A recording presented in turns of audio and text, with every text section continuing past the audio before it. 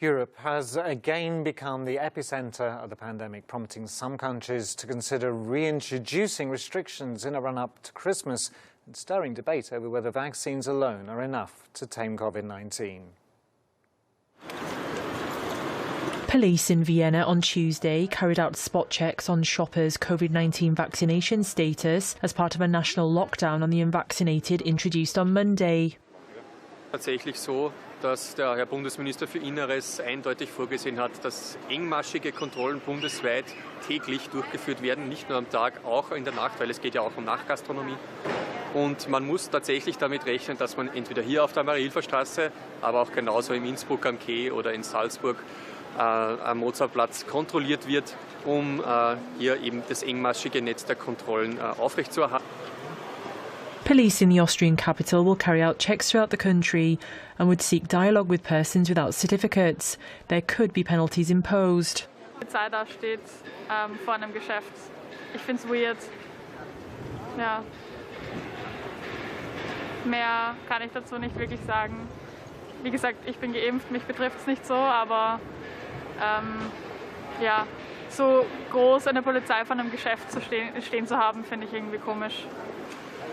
Austria imposed a lockdown on COVID unvaccinated people on Monday as winter approaches and infections rise across Europe, with Germany considering tighter curbs and Britain expanding its booster programme to younger adults. Ich finde das in Ordnung, dass kontrolliert wird, dass wir Geimpften frei uns bewegen können.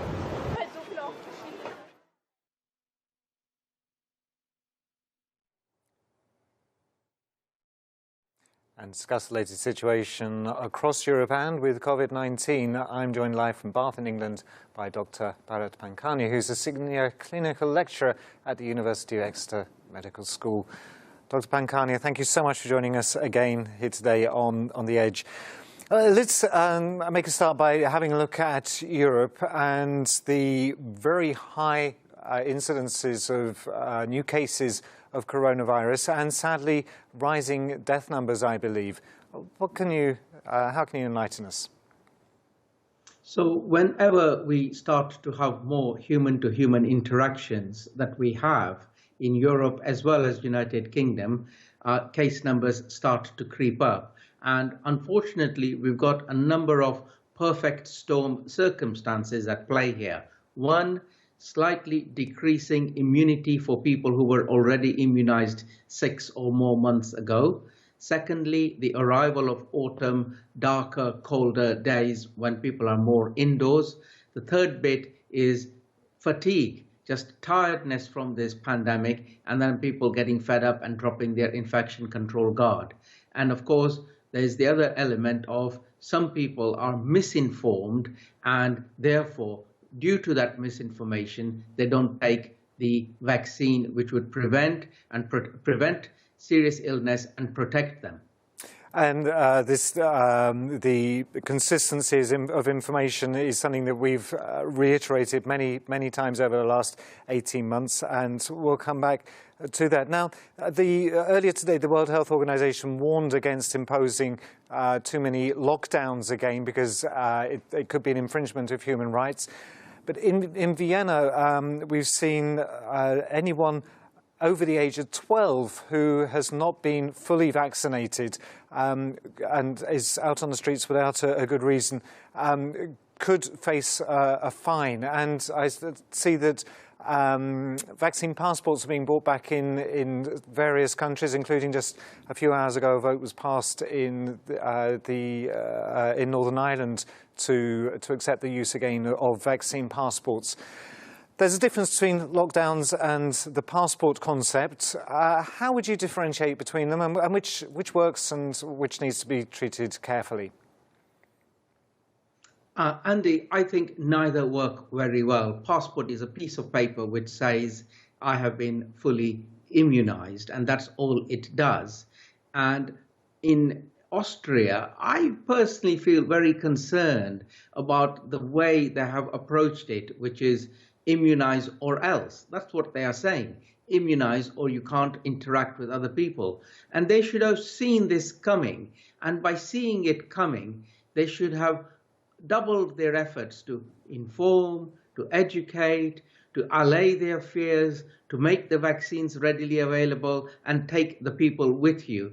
You don't want your own citizens to be so alienated that they are in house lockdown and refusing to take vaccines. So it's almost a lazy man's approach. On the one hand, we can see in the UK that lockdowns or restrictions of various sorts of advice wasn't consistently given during the early stages of the pandemic. On the other hand, we're seeing other countries trying to impose too strongly. So the intelligent way forward is to find a balance of those. Is that what you're saying? Absolutely. And not only that, you act early, you act fast, and you act as the situation is developing. And in Austria, if we have a look at the case numbers, they have shot up, but they haven't shot up overnight. We could see this coming. And because we could see it coming, there was a need to put in those extra measures, which is we're heading for trouble. We need to put the brakes on. We need you to wear your masks. We need you to reduce interactions in crowds. And we really would like you to have your vaccination. Otherwise, our case numbers are going to be out of control. And finally, that the vaccines do their job and they won't harm you. People are concerned that the vaccines may harm them, and that narrative of the vaccines are safe, they work and they do their job is equally important to convey to your citizens. Mm-hmm. And essentially, even though we're seeing some breakthrough cases, that even though some people may feel that if there's a breakthrough case, it's a failure of the vaccine. But of course, looking a step further, the reduced risk of hospitalisation and the absolute reduced risk of death is something to be held on to enthusiastically. But there are rising cases, I've heard, of breakthrough cases. Is this something to be concerned about, or is this a blip because of the winter season? No, we expect breakthrough cases. That is the nature of the beast, the coronavirus. We always knew that we've always made poor immunity against coronaviruses. For example, the common cold is part of the coronavirus family, and we know that about every 3 or 4 months we get the common cold. So similarly here, whilst we have a fantastic breakthrough in inventing vaccines which prevent you from getting serious illness, ending up dying, but unfortunately that immunity drops. And as the immunity drops, you will get your breakthrough infections. But that breakthrough infection is not going to kill you. And also a fully immunized person is infectious for a shorter period.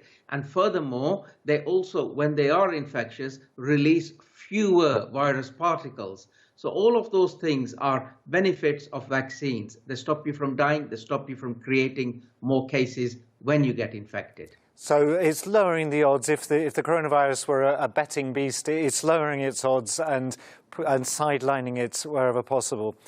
Now, the other, alongside the vaccines, the other exciting news to be coming out more recently is the antivirals. And yesterday, Pfizer announced that it was going to provide antiviral medicines to 95 developing countries.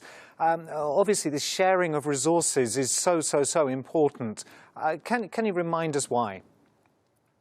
So we need to suppress infections globally. It is pointless you saying that I have immunized my country and all is well. All will never be well unless you suppress infections elsewhere. So we need to immunize in continents like Africa, Asia, South America, where vaccine coverage has been pretty low. And these antivirals also suppress infections. So if you take the antiviral, the thing about the antiviral is you've got to take it as soon as possible. That is the headache about it. Mm-hmm. So if you take it as quickly as possible and you do the right things, then you are infectious for a shorter period. That again reduces the generation of new additional cases. So unfortunately, we've run out of time. So I'm just going to summarize. We need to carry on wearing masks, social distance, wash our hands.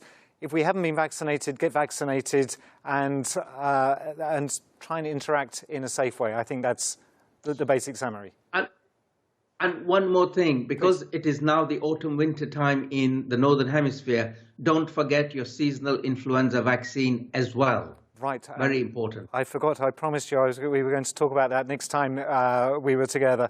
We will pick up on that. Dr. Bharat Pankhania, thank you so much for joining us here today on The Edge. Thank you. The World Health Organization says that infections have been falling in Africa, the Middle East and Southeast Asia since July, adding that Europe is the only region with increasing COVID deaths. The health agency described Europe as being the epicenter of the ongoing pandemic and warned that there could be 500,000 more deaths by January if urgent actions aren't taken.